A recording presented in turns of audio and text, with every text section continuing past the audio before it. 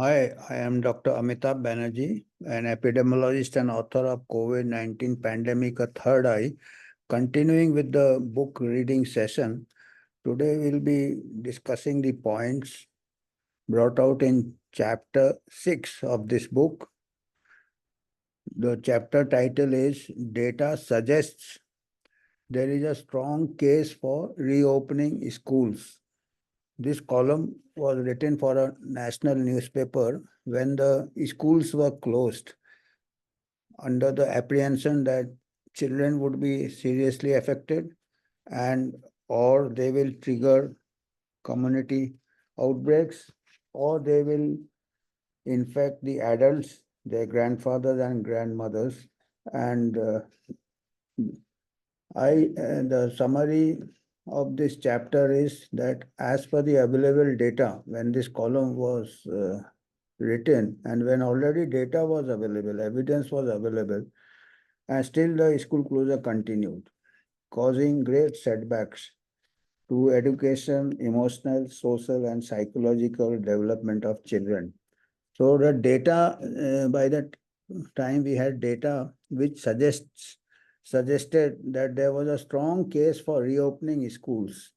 While more children indeed got infected in the second wave, it was more due to entire families getting infected. Data indicate that COVID-19 rarely killed children. The second wave we had in our country, we had a very widespread second wave, and after that zero survey, we found an equal number of children were infected, and they were hospitalized, and they hardly had a fatal outcome. They rarely had a fatal outcome. And where there have been studies in Iceland, in Sweden, where they kept the schools open, there wasn't any excess morbidity mortality among the children or the teachers either. So this, in our country, in India, the year 2021 began on optimistic note. The pandemic seemed to have receded from India.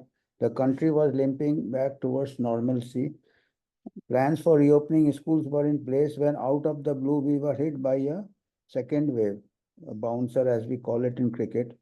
Cases shot up rapidly beyond all expectations. Total daily count at the peak first week of May 21 was 4 times higher than the first wave.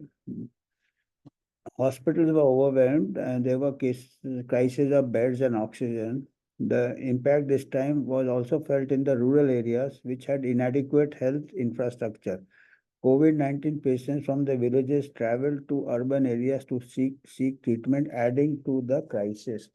To some extent, this was due to the policy of all RT-PCR positive being admitted to hospital. So, when it was already community transmission has started, actually there was no scientific reason to quarantine or to contact trace. It increased the load and increased the panic. Anyway, thankfully the crisis waned as sharply as it had escalated. Various regions were put forward for the unexpected second wave, including mutants with higher virulence and transmissibility. While mutations occurred, it does not fully explain the equally sharp fall of the curve. Waxing and waning of transmission in a pandemic is a natural phenomenon, irrespective of the illusion of control by humans. For the first time in recent public health history, we tried to control the course of the pandemic by human interventions. Like the illusion of control, we also were lulled by the illusion of success.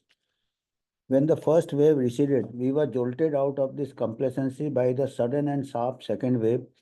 This should make us realize that lockdowns cannot prevent transmission.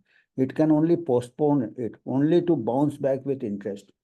What happened that lockdown, the middle class, those who can afford, they just isolated themselves. So they did not develop any sort of protective immunity, whereas the lower classes, they like the slums in Dharavi or slums in other big cities, including Pune, where with the study, the pandemic stabilized there. They had a good immunity. And the second wave did not affect them, but the second wave affected the middle classes when they came out in large numbers. So this was the reason, and they are the one who ran after the hospital beds. Poor people may not have got tested, also carried out their no. And in the second wave, two cases came down sharply, not much due to human intervention, but because the virus, possibly a more contagious variant, ran through most of the vulnerable people, along with simultaneously development of herd immunity as a speed breaker. So as sharp as it went up, it equally sharp, abruptly it came down also. Vaccination had reached less than 10% of the large Indian population and cannot account for the fall. Usually the layperson thinks that it was the vaccine which brought down the, because by the time it peaked and came down, vaccination coverage was less than 10%. 90% population were unvaccinated, and the zero survey after the second wave also showed parts of the country 70-80% had developed antibodies, and overall 70%, almost 70% had developed antibodies. So we had already reached herd immunity. The fall cannot be attributed to lockdown either, as during the first wave, the cases kept increasing even after imposing restrictive measures. Maharashtra had the highest duration and the highest number of lockdown, as well as the highest number of cases. So different states had different policies, and Maharashtra had very strict and very prolonged lockdowns till the cases were higher. Whatever the reasons, there are many concerns, even as the second wave seems to be receding. Foremost was the fear that the third wave will be harsh on children. This was one of the most miscalculated steps, that expecting the third wave would be harsh on children. This was based on the premise that as the adult population gets vaccinated, the virus will continue to circulate in children. Again, this was a misplaced overestimation of the effect that only vaccine can prevent, natural immunity cannot. So since the initial, when the vaccines was rolled out, the policy was to vaccinate the adults, and on that premise, they said the children will be left unvaccinated, and therefore schools were kept closed till they started rolling out vaccines for children. So this was on a very wrong premise. Before the vaccination was launched, 90% of our population, including children, because children are sharing the same household, including our children, had developed antibodies. Majority had developed antibodies.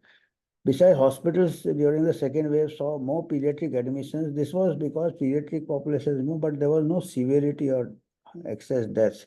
This was not due to children being more vulnerable, but due to rise in absolute numbers across all age groups. So, and all is a young population. Naturally, we have proportionately more young people.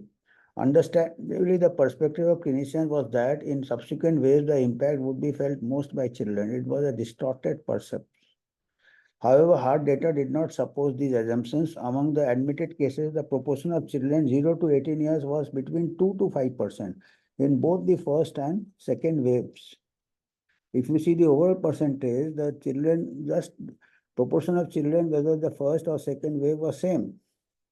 Data mining at global level indicated that children had negligible chances of severe disease and death compared to adults. In a paper published in Public Health UK, researchers analyzed pooled data from 7 countries which had faced the fury of the pandemic. They calculated child mortality from COVID-19 and compared it with deaths from other causes in children during the study period. During the 3-month study period, there were 44 deaths in children among 42,846 confirmed cases of COVID-19, giving a case fatality rate of 0.1%. For every detected case, there are 20 to 30 undetected cases, which would put the infection fatality rate in the age group 0 to 18 years below 0.0005%. In the same period, the author found 13,200 deaths from other causes. Most frequent one, more than 1,000 deaths were due to accidents. So even in the peak of the pandemic, there were deaths. The majority of deaths were not due to COVID, but due to other causes. 308 from lower respiratory diseases other than COVID and 107 for influenza. COVID-19 in children contributed only 0.3% of all deaths in children. So if you see 99.7% of deaths in children in this period of observation during the peak of the COVID pandemic in Europe from 7 countries data shows that the COVID deaths in children, among all deaths in children 0 to 18 years, COVID death only contributed 0.3% of the deaths, various causes of the causes of deaths in children. 99.7% of the deaths were due to 99.7, yeah, were there due to other causes, most common being accidents in children. The data indicated that COVID-19 rarely killed children. Even at the height of the pandemic, 99.7% of deaths in children were causes other than COVID, due to causes other than COVID. The Sweden experience provides more insights on severity of COVID-19 in children because Sweden kept the schools open. Sweden was perhaps the only country to keep schools and preschools open during the course of the pandemic. A study by Karolinska Institute among Swedish school children who were seriously affected by COVID-19 has been published in the New England Journal of Medicine. They found that serious COVID-19 defined as needing treatment in ICU was rare among school children. Despite schools being open during the pandemic, only one child in 1 lakh 30,000. Only one child in 1 lakh 30,000 was treated in an ICU during the 4 month period. A total of 15 children were admitted in the ICU. 7 of them had multi-inflammatory syndrome. This was the fear that this would cause multi. So this can cause you to any viral infection. And only 15 children had it and all survived, which has been linked with COVID. 4 of them had underlying disease. Out of the 7 cases with multi-inflammatory syndrome, 4 had some other disease. None of the children died. Most common time in the ICU was just 4 days. So this established that children per se did not suffer seriously from COVID. It was very mild. 1 in 1.3 lakhs, 1 in more than 1 lakh children got affected, and more than 1 lakh, among more than 1 lakh children, only one child got admitted. And that too all survived. 15 only had serious complication, serious or multi-inflammatory syndrome, and all could be saved. This was the first concern, that whether it would be severe in children. So this data shows it was very mild in children. Perhaps influenza is more severe in children. Even the data shows that more deaths were due to influenza during this period than COVID-19 among children. The second concern was that can children, while not suffering themselves, act as super spreaders, infecting elderly family members or drive community transmission or precipitate community transmission. Resolving such issues was important for making informed public health decisions such as reopening schools.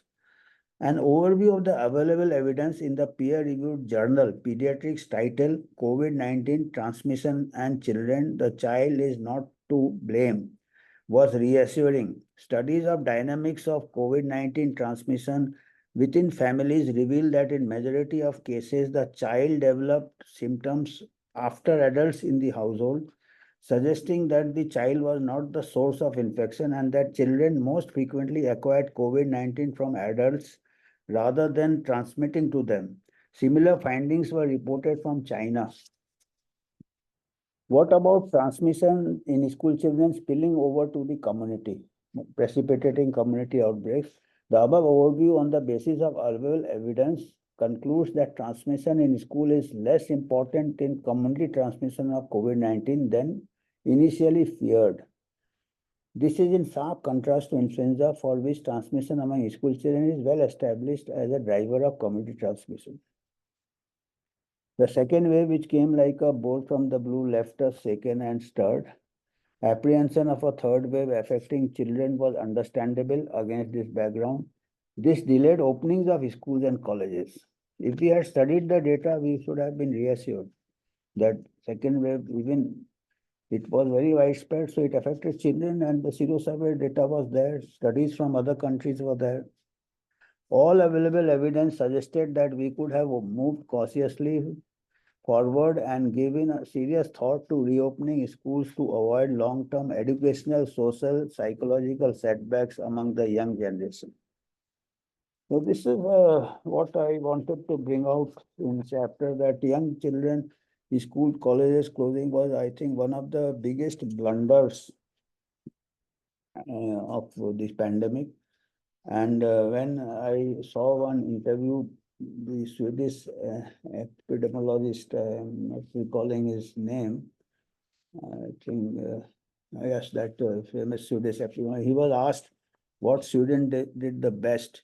And his answer was, the best thing the student did was it kept the schools closed. That was the great, sorry, it kept the schools open throughout the pandemic, while other countries kept it closed. That was the greatest right thing, that is the most right thing or the best thing which student did, was to keep the schools open.